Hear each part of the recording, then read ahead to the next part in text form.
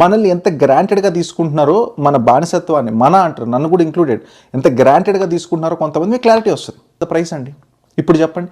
Hindi show $36 2 tickets, Telugu show $60 2 tickets, dubbing cinema అది.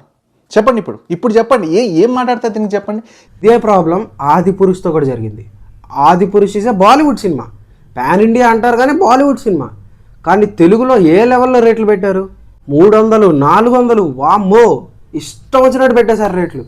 ఇప్పుడు జనాల ప్రాబ్లం కూడా అదే.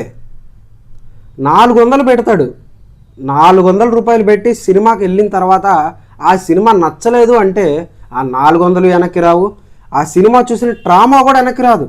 ఒకవేళ సినిమా బాగుంది అంటే ఓకే, ఏదో లెవెల్లో సాటిస్ఫై అవ్వచ్చు, బట్ 400 రూపాయలకి వర్త్ అయిన సాటిస్ఫాక్షన్ వస్తుందా అంటే చాలా వరకు రావట్లేదనే చెప్పాలి. వార్ 2 సినిమాటిక్ ఎక్స్పీరియన్స్ ఇవ్వదా అంటే ఇస్తుంది.